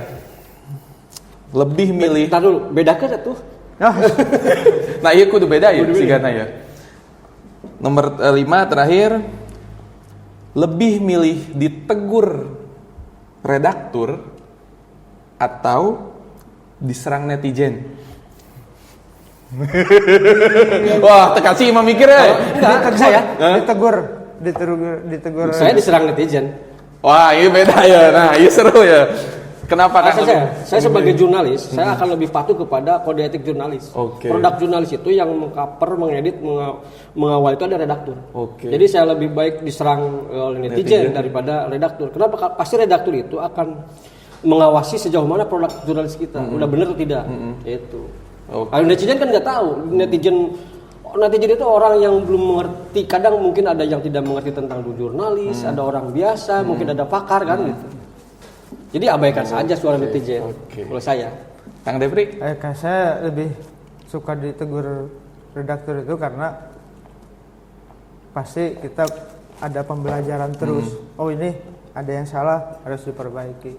Kalau netizen Kalau netizen yang negur segala macam itu biarin aja gitu. Berarti sama dong kalau gitu mah. Sama berarti lebih milih nggak apa-apa ditegur Netizen. Ya, iya dong. Oh, sama dewa ya tuh itu jadi beda. udah dianggap beda aja ya. Oke, itu dia Burujul bersama teman-teman dari wartawan. Nah, ini ada segmen lagi Kang. Kita saatnya masuk ke segmen ketiga yaitu Jati 5. Waduh. Nah, ini mah Jati 5 tah. Bagus backsoundnya. Jati 5 itu jalan timur ya, yang selatan itu kan? Nah, iya, tapi kalau di sini beda. Apa jalan lingkar timur? Jadi Jati 5 itu Jati 7 kurangi 2. Berapa jadi 5? Oh. Jadi backstory nate saya teh nyari nama segmen teh pengen dari nama-nama desa di Majalengka. Tapi nu kudu aya 5-5an naon nyari-nyari enggak ada. Oh ayalah Jati 7 tapi hayang 5. Oh ya Jati 7 kurangi 2 jadi Jati 5 gitu. Jaga walungan keren. Jadi 7 dikurangi 5 ya. Jadi Jati 5 itu singkatan dari Jawara Ti 5. Nanti saya akan minta Kang Depri dan juga Kang Pai untuk meranking apa yang saya minta 5 dari mulai 5 sampai ke nomor 1. Nilai terbanyak 5. Yang paling bagus berarti yang 1. Oh ya. Yang paling nomor. Iya. Kalau ini pasti beda. Nah, ini pasti bedanya. Ini karena akan berhubungan dengan pengalaman peliputan. Iya. Okay. Jadi saya di Jati 5 ini pengen akang-akang merating 5 berita yang paling berkesan yang pernah diliput langsung. Mau itu yang di Majalengka, di luar Majalengka terserah. Yang penting yang pernah diliput. Oke, siap? Bade saheula. Yang mungkin saya pertama. Oke. Yang nomor 5 dulu. Nomor 5 berarti yang kesannya itu ranking ke-5. Engke nupang berkesanna berarti nomor 1 ya. Yang nomor 5. Berita-berita kriminal. Spesifik? Boleh nih, saya julukin. Boleh. Saya tentang ini ada panjang nih histori ceritanya. Enggak disebutin ini aja berita tentang anu gitu. Nanti ada penjelasannya dikit gitu. Tentang operasi preman. Dan itu Tahun? saya lupa zaman itu masih Kapolres Gagah dan itu berimbas kepada Pak Kapoldanya masih Susno Duaji. Dan itu berimbas pada beberapa kepala kesatuan itu dipindahkan gara-gara berita saya. Mutasi. Dan saya dikejar satu markas tuh sampai saya pernah akhirnya dibawa bukan disekap ya, tapi sengaja disimpan di ruangan, diomongin lah. Karena memang salah briefing. Kudu nama nomor 1 emangnya. Enggak. Tak bisa jadi nomor 1 lebih tinggi ya. Enggak. Itu nomor 4 ya. Nomor 4-nya. Tadi 4. kan nomor 5 berita apa tadi? Kriminal lah. Kriminal Tentang kriminal preman. Nomor 4. Yang kedua, yang ke nomor 4 saya pernah disekap di salah satu dinas gara-gara menulis sebuah berita Di Majalengka. di Majalengka. Ketika bos pertama ada bos sekolah. Oh, Bantuan bos. Berarti di dinas pendidikan. Oh bukan. Oh bukan. Saya tidak bisa menyebutkan ya karena ini namanya. Bukan, tapi yang saya bukan dinas pendidikan. Bukan. Dan saat itu saya diancam akan dilaporkan ke Polres dan lain-lain. Tapi saya tenang karena saya punya data, punya rekam dan lain-lain. Dan yang lebih parahnya, saya bisa keluar ketika bos saya, kepala biro saya nelpon, udah kamu keluar. Ternyata sudah selesai dengan advertorial. Jadi dapat iklan lah kita. Oke. Kompensasinya udah keluar. Oke. Itu nomor 4 ya? Nomor 4. Nomor 3. Nomor 3 sama. Saya juga pernah disekap di salah satu. Sering bisa disekap. Ya. Dikerem oleh salah satu pimpinan DPRD lah. Karena menulis tentang undang-undang desa, tentang apa masa jabatan desa yang Kepala desa. 10 Kepala desa. Oh, yang jadi 9 tahun. Iya, 10 tahun. Oh, 10 tahun. Karena saya mempertanyakan itu tidak ada payung hukumnya. Karena itu merupakan produk deal politik. Akhirnya untungnya teman saya datang, diselamatkan oleh teman saya. Satu yang saya obrolkan begini. Pemberitaan itu bisa mengangkat seseorang dalam satu kali pemberitaan, wartawan itu, atau bisa menjatuhkan seseorang dalam satu pemberitaan. Setelah itu komunikasi dan akhirnya selesai. Bisa pulang dengan rada gagah berjalannya karena di sini nenteng map kan. Mapnya bukan sembarang map gitu kan. Map now. Rada tebal gitu. Oh, iya. Jadi saya ada ini lah. Nomor 2. Bisa paham ya? Paham. Yang kedua mungkin saya senang dengan ketika liputan jujur aja dengan Pertamina. Kalau ada kegiatan Pertamina senang lah. Dia pertama menghargai tentang karya jurnalis. terus menjurnaliskan jurnalis lah.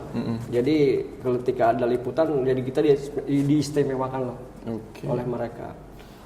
Itu mungkin yang. Nah ini nomor 1 nih. Ya nomor 1 ya tadi ketika saya di Arab ya di Mekah. Oh iya. Benar. Adalah salah satu kejadian yang mungkin tidak bisa saya lupakan sampai sekarang. Ketika saya ditinggalkan oleh rombongan karena omongan saya, gitu kan. Kenapa tuh? Jadi ceritanya gini, saya tuh ketika briefing itu kita harus on time jam 7 itu udah di mobil untuk menuju salah satu tempat, sebut saja Taman Kurma. Kita pengen liputan di sana. Tiba-tiba ada 2 orang teman saya yang telat. Dan saya ngomong, kalau begini terus tidak konsisten maka bisa ketinggalan. Dan dilalahnya justru saya yang ditinggalkan. Mereka sudah ke Taman Kurma ya, saya masih di sana 1 jam lebih kan. Kok bisa? Kan Akang udah duluan nyampe. Jadi ketika mau ke Taman Kurma itu kan kita singgah dulu di Masjid Kuba. Nah kita turun di Masjid Kuba dulu, liputan sebentar. Harusnya setelah liputan sholat itu langsung naik lagi mobil. Saya keasikan. Oke, kali tinggalkan. Mereka sudah sana. Oke, itu Jati 5. Nah sekarang Kang Depri, nomor 5 dulu. Nomor 5. Yang paling berkesan. Yang berkesan, saya pernah, karena kan fokus awal di Ermo itu kan di politik. Saya sedikit dijebak. Oke. Mang ada liputan, mang fokus politik, ya. Ayah aktor politik di salah satu desa di Palasa. Mang hadir mau, siap, hadir, datang lah. Dalam tanda kutip, saya berpikir politik itu kalau enggak dewan, bupati, partai. Pas datang ke sana, ternyata persiapan mau demo. Demo? Iya. Mau mempermasalahkan IPAL dan dampak terhadap kerusakan segala macam. Proses mempertanyakan segala macam. Diduga dimakan oleh kepala desa. Pas datang di situ,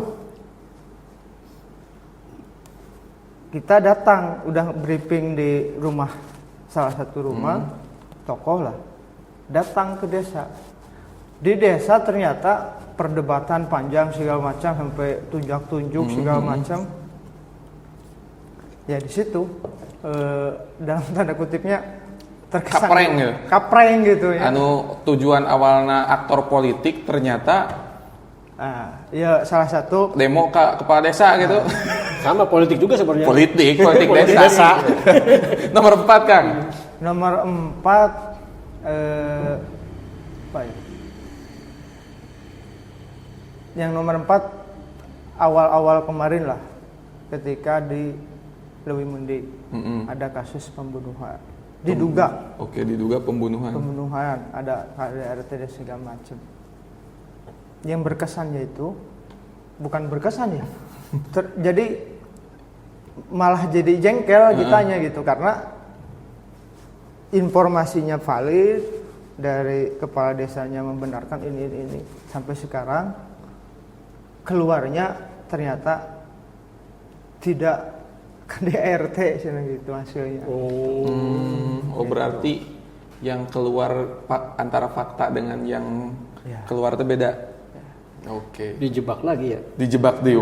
Hobi dijebak ini mah. Ari tadi mah hobina di skap, iya mah hobina dijebak gitu. Nomor 3 Kang.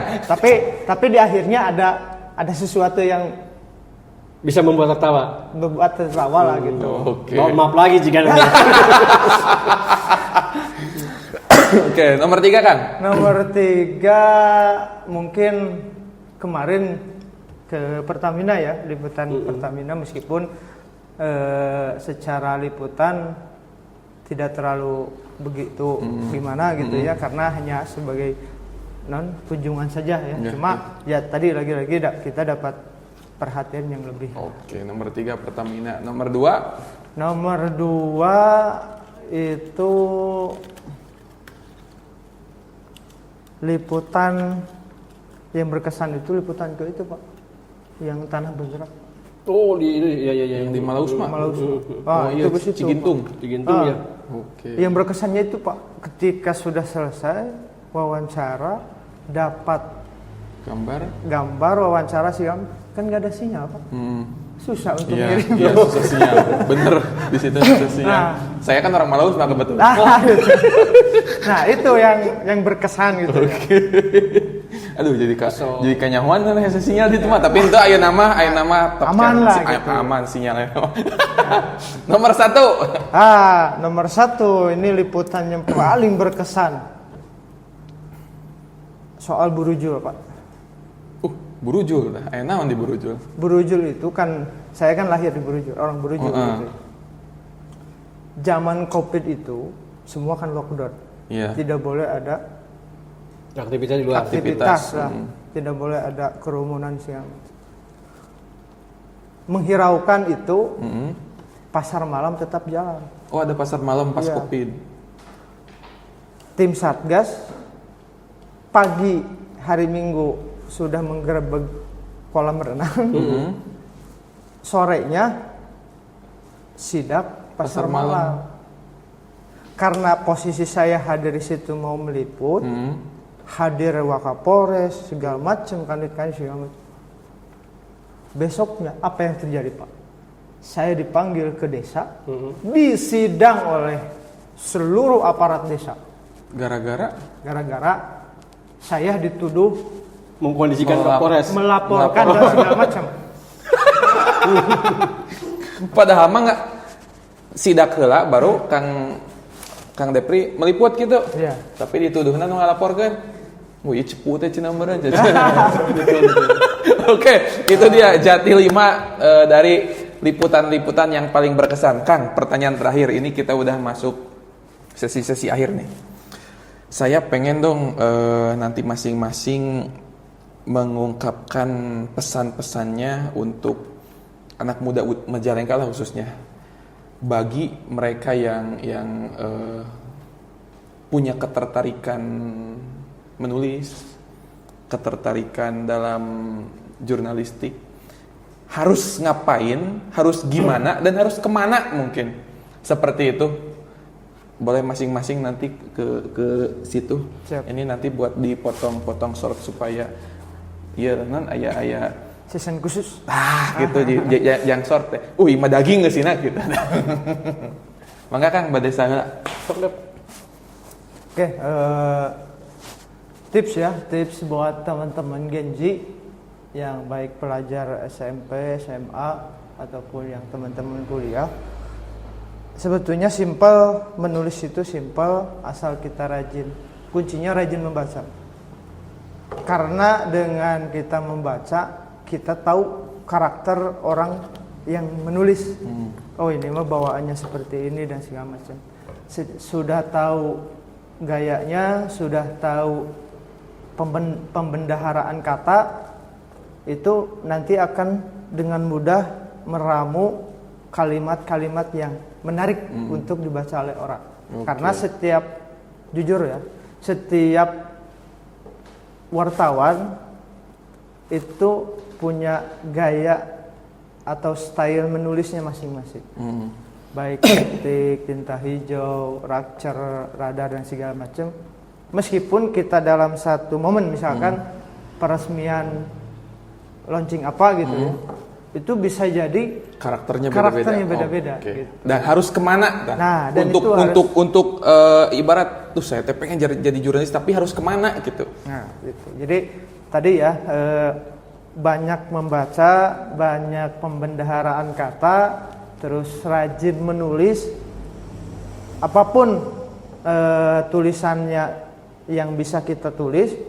Nah, baru nanti kita arahkan melalui tadi kaidah 5W1H, bagaimana, kapan dan segala macam. Ketika sudah terkumpul, narasumbernya jelas, yang dibicarakannya jelas, baru terakhir menentukan tema atau judul. Nah, kalau judul sendiri gayanya juga orang jurnalis juga beda-beda. Ada yang bahan terus biasanya judul dulu. judul dulu, baru nanti diramu dalamnya gitu. Ada yang naskahnya diberesin, baru nanti nyari judul seperti itu. Itu gayanya masing-masing. Tinggal nanti kita memperdalam pembendaraan kita, terus yang tadi 5W1H itu, terus juga style kita, pastikan dulu style kita mau di mana, mau nulis naskah berita, mau nulis puisi, mau apa dan segala macam, itu akan ketemu style kita. Oke. Kang? Baik, buat teman-teman dan adik-adik di Majalengka, ingat kemajuan zaman yang saat ini terus bergerak. Kita jangan sampai yang menjadi menjadi korban dari kemajuan zaman. Tapi kita harus memanfaatkan kemajuan zaman ini dengan sesuatu yang positif. Mulailah dengan hal kecil, karena sesuatu yang besar itu berawal dari yang kecil. Jika teman-teman senang dengan dunia jurnalis, dengan membaca, teman-teman bisa menggunakan, memanfaatkan media yang ada. Salah satunya adalah media sosial. Belajarlah di sana. Jangan malu untuk memulai, karena kalau tidak memulai kapan selesainya. Tapi teruslah belajar, berusaha. Insya Allah sesuatu hal yang menurut kita biasa, mungkin di mata orang lain menjadi luar biasa. Jadi jangan malu untuk mengeluarkan kemampuan kita dalam menulis. Yang selanjutnya mungkin teman-teman juga harus mampu membuka potensi dan peluang. Bagaimana dengan kemajuan teknologi saat ini ya, dunia digital ini, semua dunia ada di genggaman kita. Maka janganlah kita yang dimanfaatkan oleh teknologi, tapi manfaatkanlah teknologi untuk kemajuan kita. Oke, siap. Terakhir nih, satu lagi terakhir. Tadi terjadi terakhir, Nuainan terakhir. Satu kalimat untuk Majalengka. Bebas mau berapa kata? Harus lebih maju. Harus lebih maju, kan? Lebih bergairah. Lebih bergairah. Oke. Dulur Jagaluan, itu dia obrolan kita dengan teman-teman dari PWI. Tentunya banyak sekali yang bisa kita dapat dari obrolan ini, yang saya dapat dari obrolan ini. Entah itu dari fakta-fakta yang saya belum tahu sebelumnya, entah itu dari berita-berita yang memang baru tahu juga ada berita ini. Nah itu terima kasih buat Dulur Jaga Walungan yang sudah menonton video ini sampai full. Kalau merasa video ini menarik, bermanfaat, bisa di-share ke teman, keluarga, atau rekan kerja, rekan sekolah. Dan jangan lupa tinggalkan komen, barangkali ada yang mau ditanyakan atau mau menyarankan kita ngundang siapa lagi nih di next episode. Jangan lupa juga di like, di subscribe. Terima kasih yang sudah nonton. Dadah.